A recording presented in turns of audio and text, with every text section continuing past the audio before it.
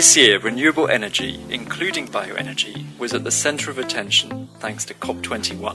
EU28 decision-makers were among the frontrunners in the promotion of renewables, highlighting our current 16% share of renewable energy consumption, out of which bioenergy represents 10%. However, if we take a closer look at the latest European statistics on energy, well, the situation is a bit more complex. To understand bioenergy correctly, it is important to consider the big picture.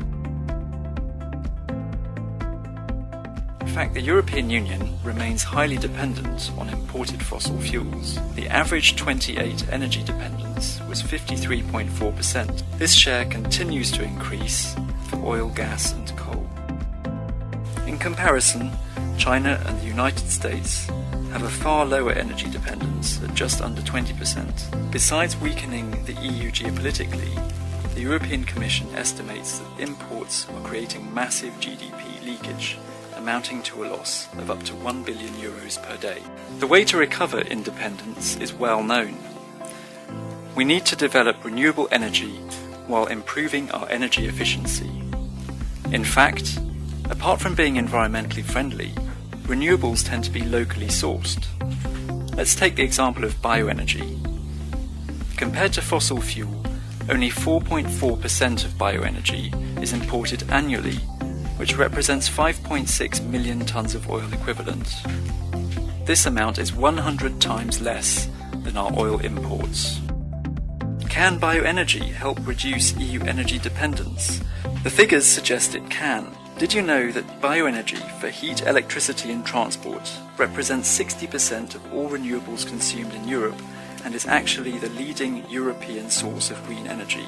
From 2000 to 2014, the consumption of bioenergy has doubled, and according to member states' projections, by 2020 a growth of 32% is expected compared to 2014.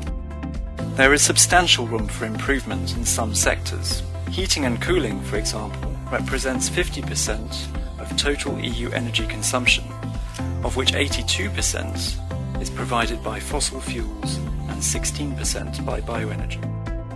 Installing new pellet-fueled stoves in homes, efficient boilers in schools, hotels and farms, as well as developing district heating fueled by wood chips, could dramatically improve EU28 energy dependence and efficiency.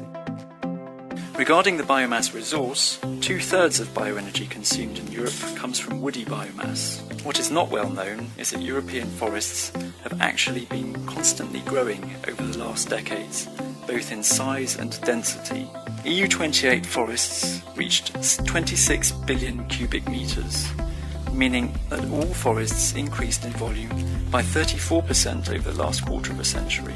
In the EU28, forest cover currently increases at the rate of 1 football field every minute. When compared to the development of bioenergy production in Europe, this shows that, thanks to sustainable forest management practices, bioenergy could achieve more while keeping EU forest stock growing.